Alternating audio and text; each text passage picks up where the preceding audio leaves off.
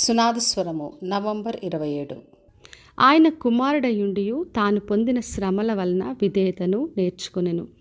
హెబ్రీయులకు రాసిన పత్రిక 5వ అధ్యాయము 8వ వచనం. యేసు ప్రభు దేవుని కుమారుడైనప్పటికీ కూడా తను విధేయతను నేర్చుకున్నాడు. తాను పొందిన శ్రమల వలన విధేయతను నేర్చుకొనని రాయబడింది.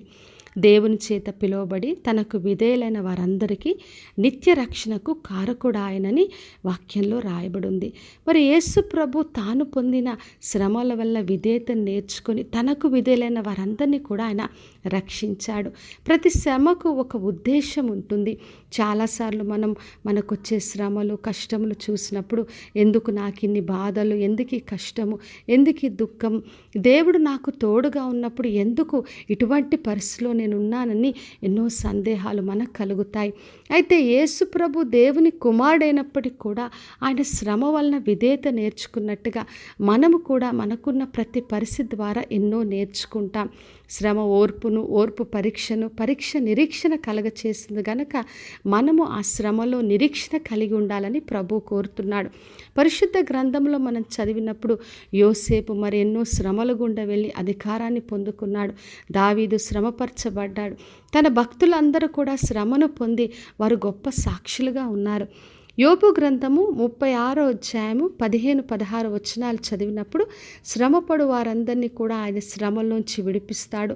బాధ వలన వారిని విధేయులుగా చేయనని రాయబడింది. మనకొచ్చే బాధ ద్వారా మనం విధేయత నేర్చుకుంటాం. అంతేకాకుండా బాధలో నుండి ఆయన మనల్ని తప్పించి ఇరుకులేని విశాలమైన స్థలము నిన్ను తోడుకొని వెళ్తానని ప్రభు వాగ్దానం చేస్తున్నాడు. దేవుడు అదే శ్రమలో మనల్ని ఉంచడు, కానీ అందులోంచి విడిపించి ఇరుకులేని విశాల స్థలములో మనల్ని నడిపించే దేవుడు. కాబట్టి నా ప్రియ సహోదరి సహోదర, మన జీవితంలో వచ్చే ప్రతి పరిస్థితికి ఒక ఉద్దేశం ఉంది. మనకు వచ్చే శ్రమలైనా ఎటువంటివైనా కూడా మనము విధేయతను నేర్చుకుంటాం.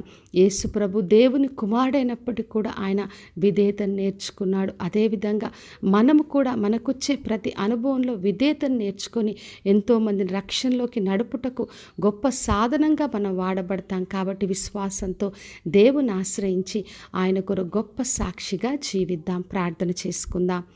పరలోకమందున్న మా తండ్రి, మా దేవ, ఈరోజు ఇచ్చిన వాగ్దానం కొరకే వందనాలు తండ్రి. ప్రతి ఒక్కరిని దీవించండి ప్రభువా. ఎవరైతే వారు శ్రమలో వెళ్తున్నారో ప్రభువా, వారందరినీ కూడా ఆ శ్రమలోంచి విడిపించండి, విధేయతను నేర్పించండి, ఇరుకులేని విశాలమైన చోట్లోకి నడిపించమని యేసు నామములో అడిగి వేడుకొంచున్నాను తండ్రి, ఆమెన్. ఈ శుభవచనము వినుచున్న ప్రతి ఒక్కరి జీవితంలో నెరవేర్చబడునుగాక. నేను మీ ప్రియ సహోదరి మంజులా చరణ్.